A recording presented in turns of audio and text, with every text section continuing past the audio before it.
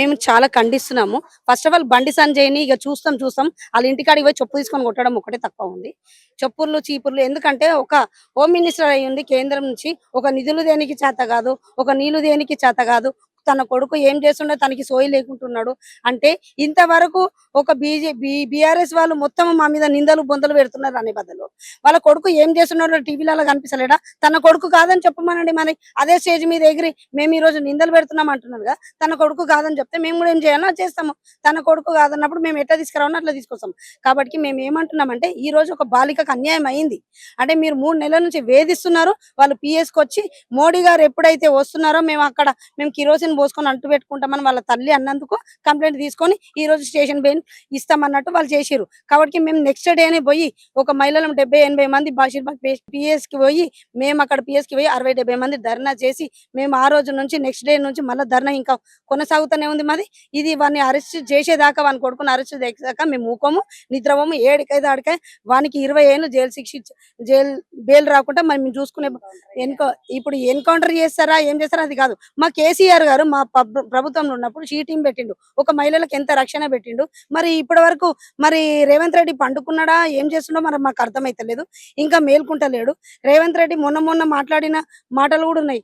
ఏ ఆడపిల్లకైనా ఇట్లా చేస్తే ఇమ్మీడియట్లీ శిక్షించాలా అని చెప్పినప్పుడు మరి ఇప్పుడు కళ్ళు కనిపిస్తలేవా?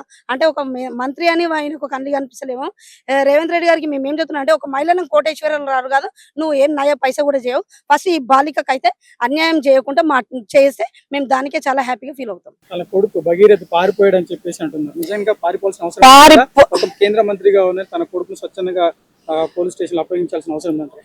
పారిపోవడం కాదు ఆయననే దాపెట్టినాడు. ఆయననే మంచి మర్యాదగా తీసుకొచ్చి పిఎస్‌లో అప్పచెప్తే సరే. లేదా ఆయనని తీసుకొచ్చి ఇమ్మీడియట్లీ మోడీ గారు ఏం చేయాలంటే సస్పెండ్ చేయాలి. పార్టీ నుంచి సస్పెండ్ చేసేయాల. సస్పెండ్ చేస్తేనే సరే.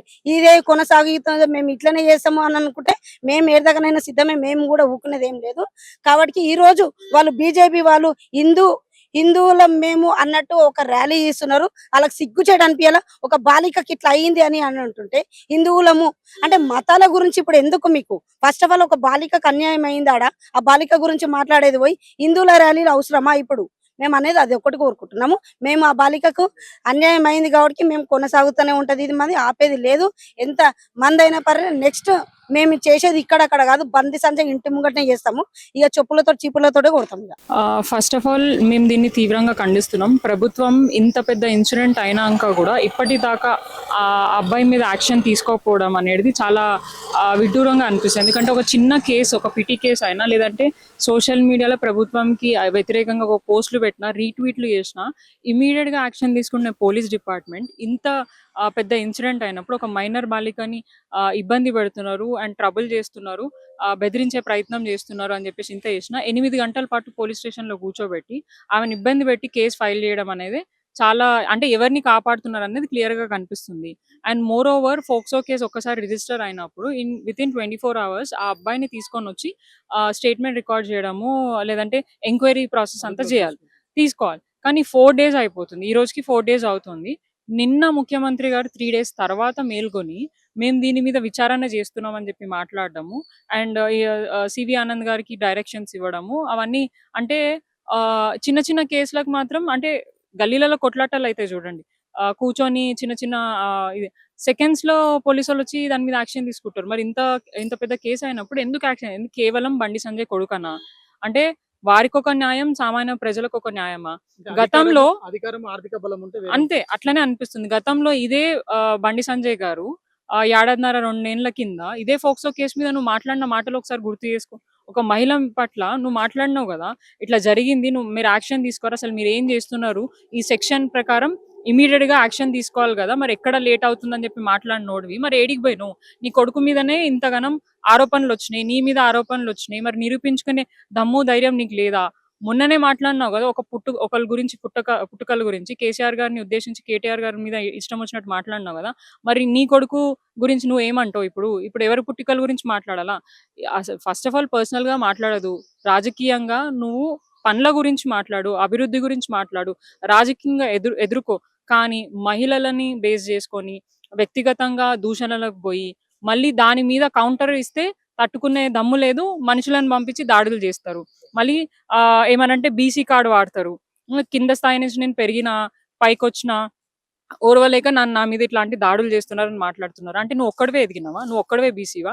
మిగతా వాళ్ళు మనుషులు గదా! మిగతా వాళ్ళు బీసీలు కాదా? వాళ్ళు ఎదగలేదా? వాళ్ళ మీద నువ్వు మాట్లాడినప్పుడు ఎటు పోయింది నీ బీసీ కార్డ్ ఇదంతా?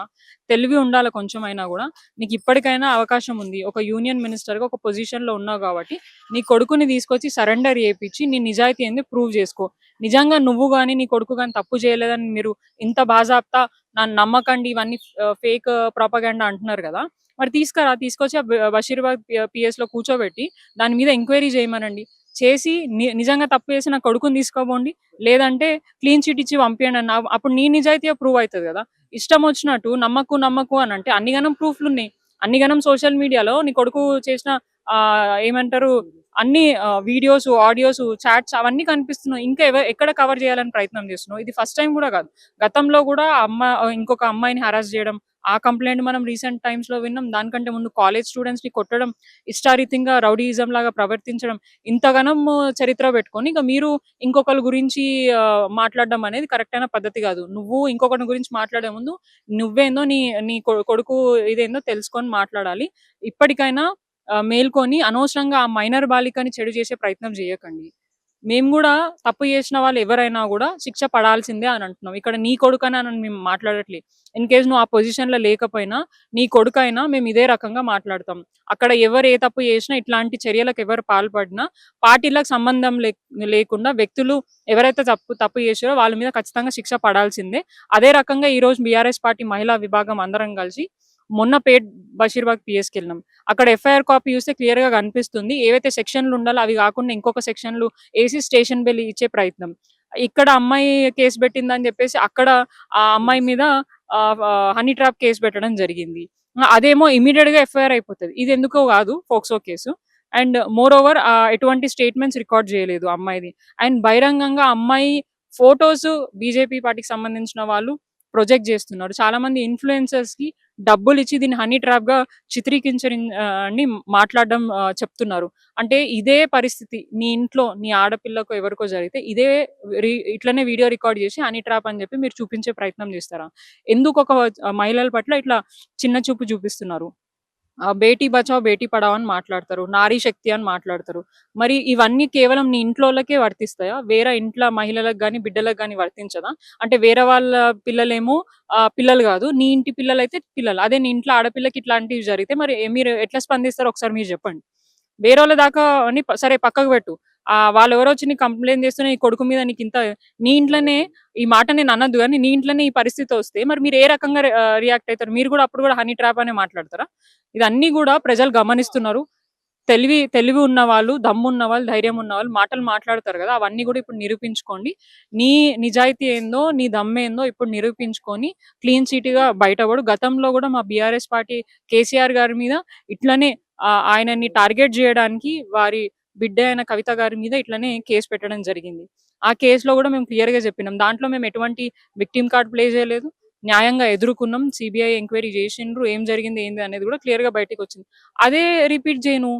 నువ్వు గూడా పోయి మీడియా సాక్షిగా ఇప్పుడు ఏదైతే వచ్చి చెప్పినావో, నేను తప్పు జేయలేదు. ఇదంతా ఫాల్స్ అలిగేషన్ ఏదైతే కేస్ రిజిస్టర్ అయిందో దాన్ని నేను తీసుకుపోయి నా కొడుకుని అరెస్ట్ చేస్తున్నా. ఇప్పటిదాకా నీ కొడుకు ఏడికి పోయిండు?